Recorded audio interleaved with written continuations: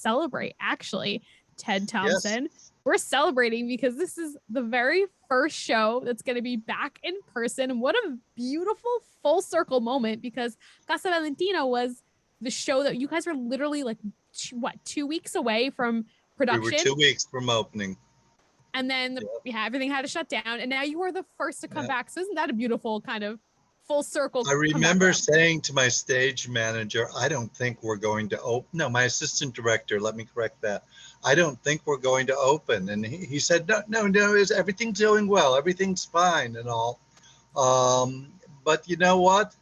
We were both right, because now we're going to open.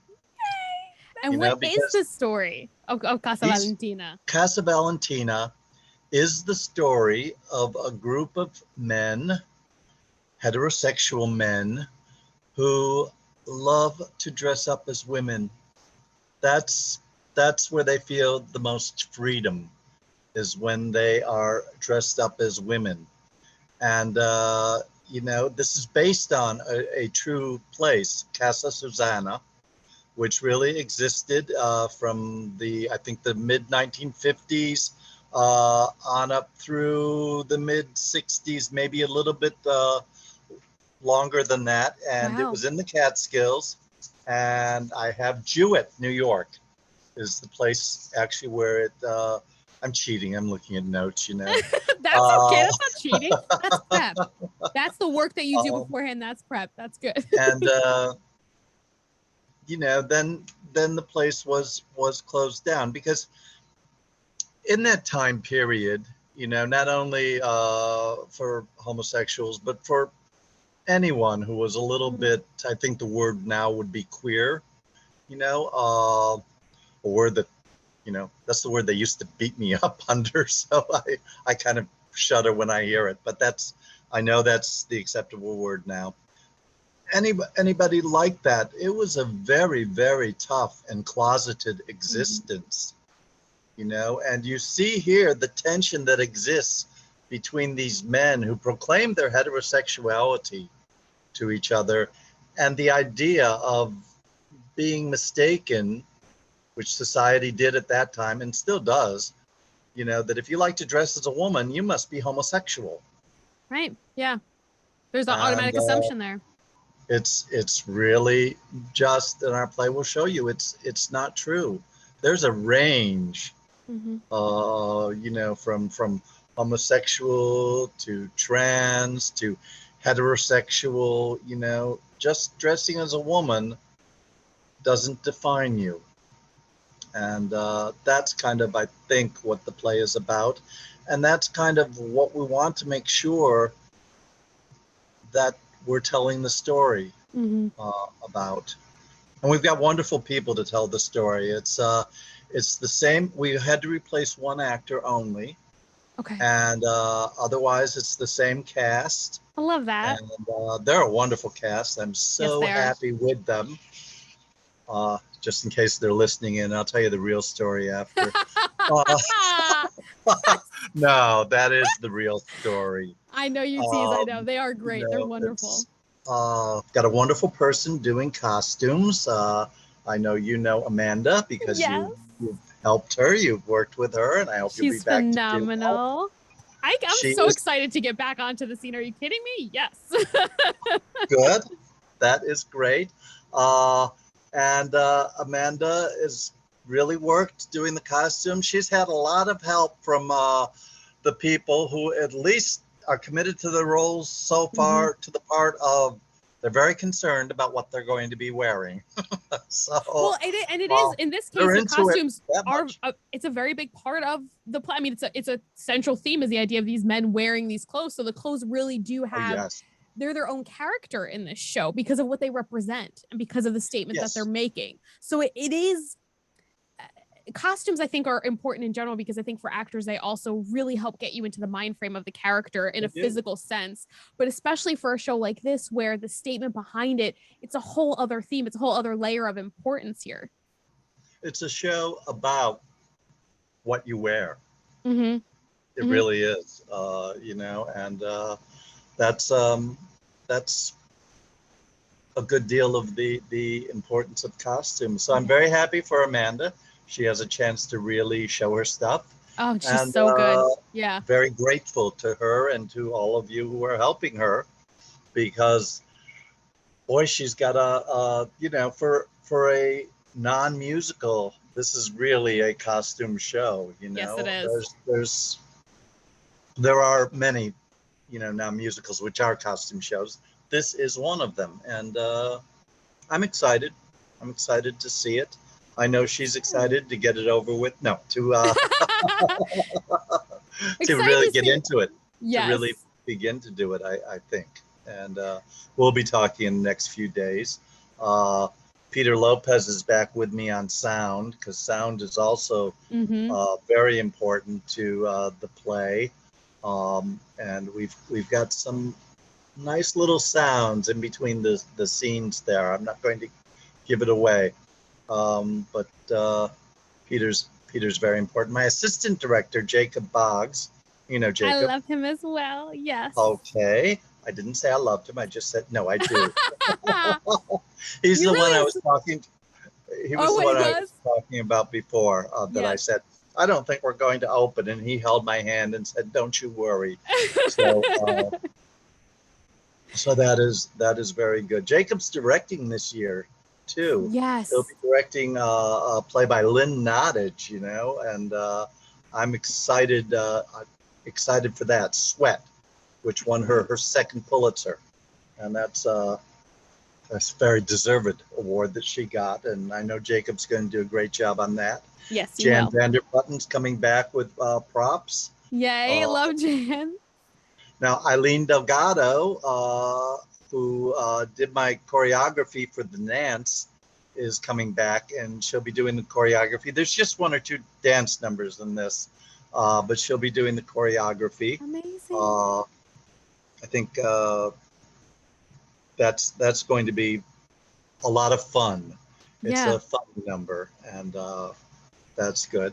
You really surrounded yourself with a really great group of people behind the scenes and the cast, and that's so important to putting on a really good show, because if you don't have the cast, if you don't trust them, if you don't trust the people around you, you're not able to do your job as a director, and the show it feels it. So when you surround yourself with people that are going to bring their best to it, it's like, great, you're going to bring your A game, you're going to bring your A game, and then this is all going to come together beautifully. That's such a great feeling. Well, I have to surround myself with the best all the time, because frankly, I have no talent whatsoever, and I'm trying to keep people from finding that out. So I just make sure I have the best around me, and that's really it really covers a multitude. The last few shows I did, I've been so fortunate. Well, most of the shows down at the Heights that I've done, I've been so fortunate to work with so many of these people. But the show is the fact that it's set in the 50s and 60s, but yet you look at what's happening today. For example, Harry Styles, the member of One Direction, who covered, Vogue in a dress, and the conversations and the criticisms and the also praise that drew.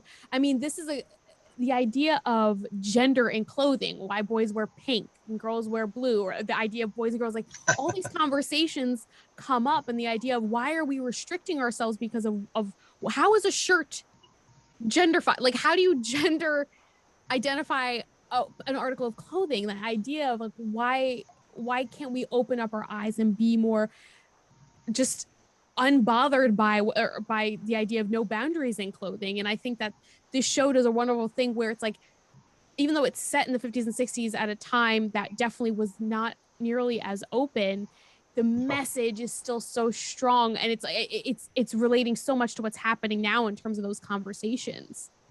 It is. It's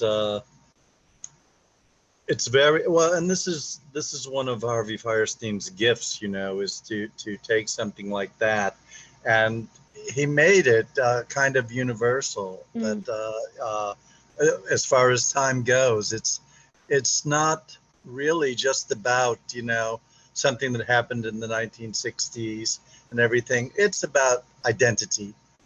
It's about your identity. Yep. How do you see yourself? How do you present yourself to the world? Who are you, and what makes you who you are? What are the externals that you need to match the internal you. Right. And that is that was good. I got to remember to tell the cast that. They'll be impressed, you know. Oh, look, finally the director said something we can use.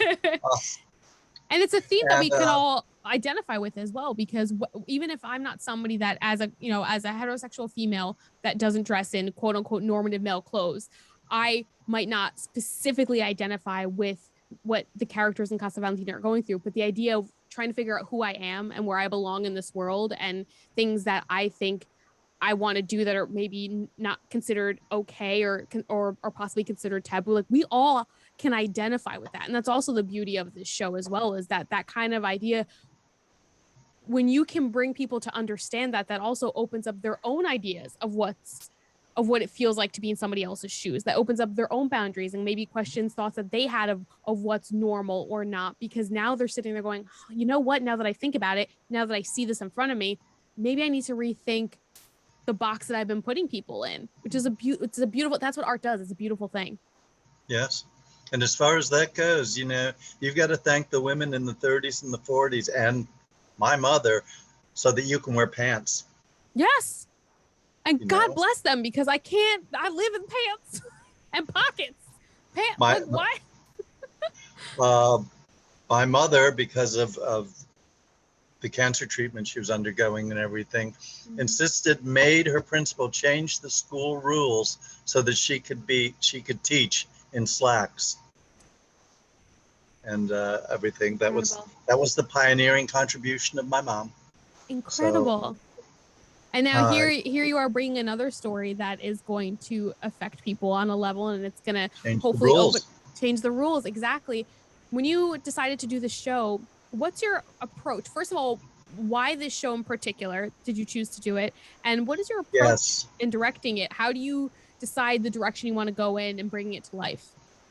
I'm glad you asked why this show, because even though I suggested this show to the Heights players, it wasn't my show originally. This show was supposed to be directed by Albert Walsh, who, Albert knew a lot about dressing in women's clothing. He performed in women's clothing. He was very comfortable, even though he identified as a man, you know, not as trans. I think Albert considered himself a drag queen and a diva, and he certainly earned that title. He didn't get the show he originally wanted to direct, and this was up, and they said, Albert, this will be a good show for you.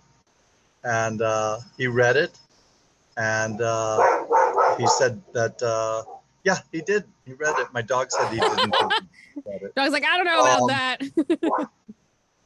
And, we talked about it.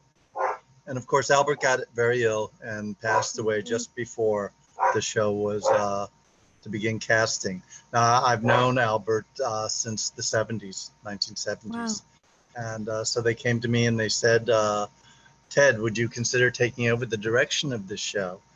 And I thought, and I said, can I really do Albert justice on this show?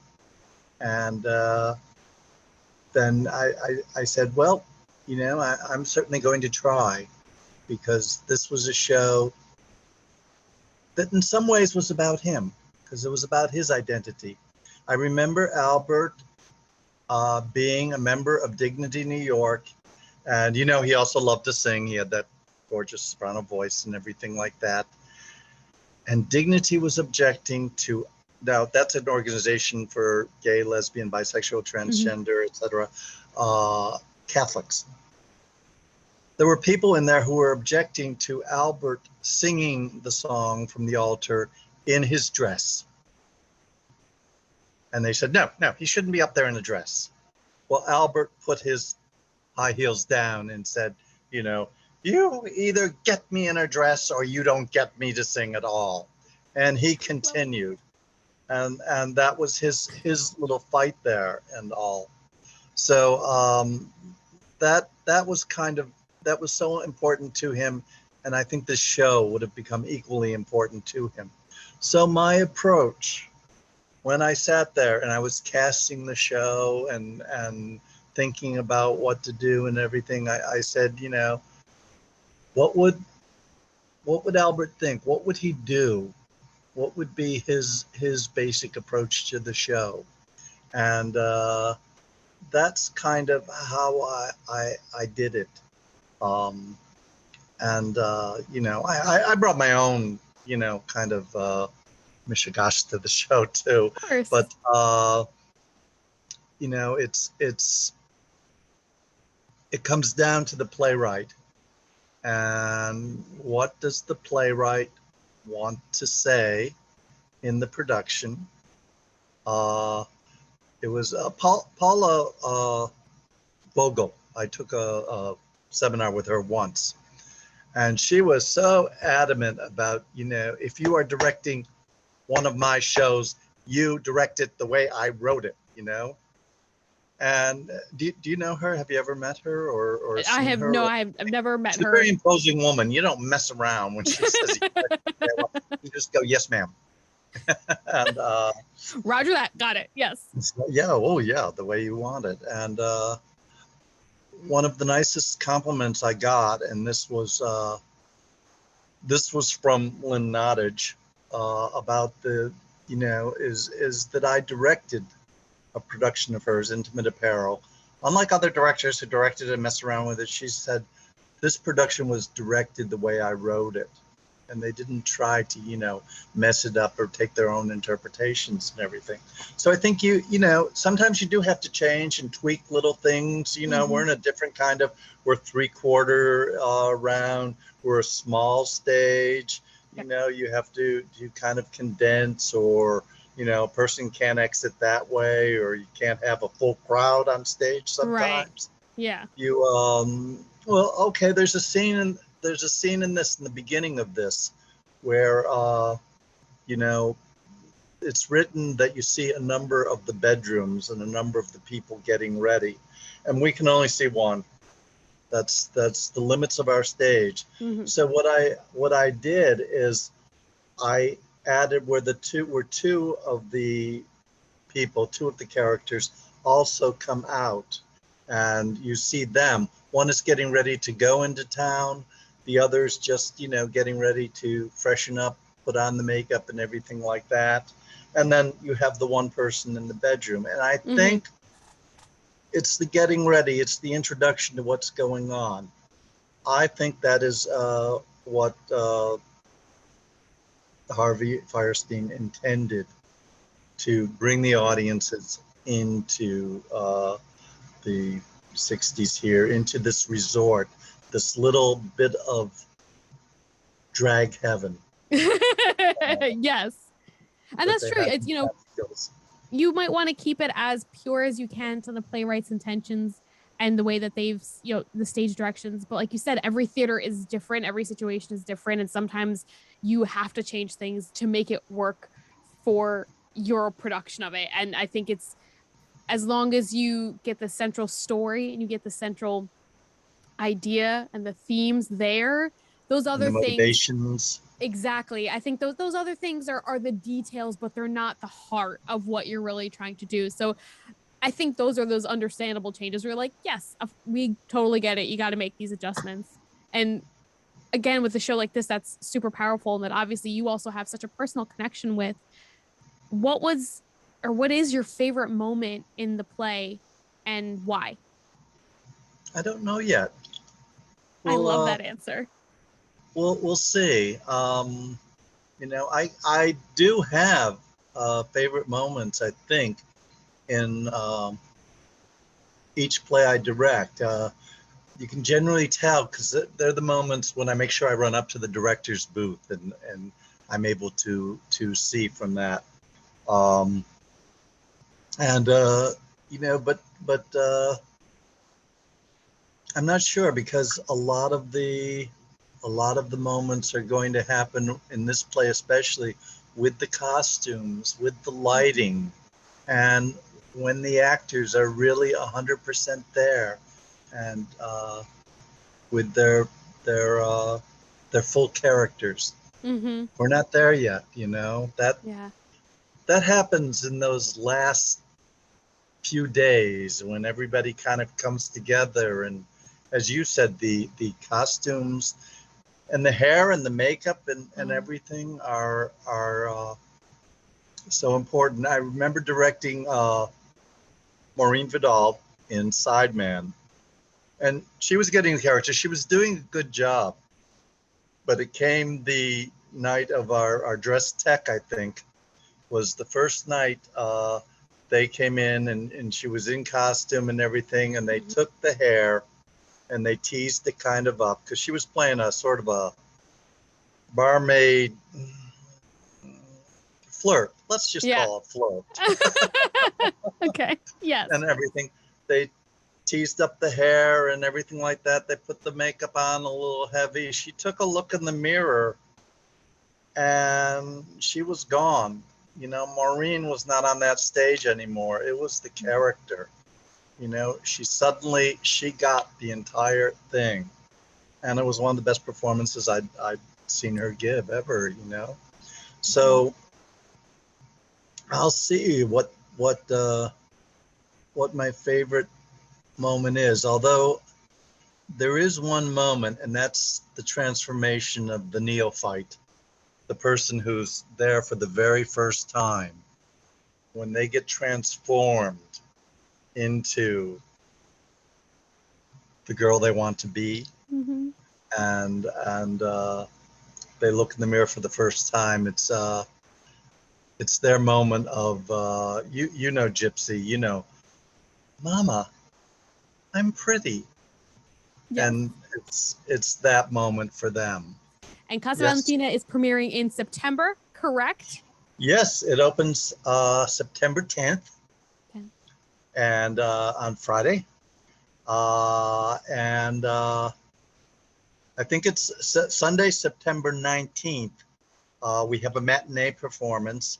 And following that matinee is going to be a tribute to Albert Walsh. Love that.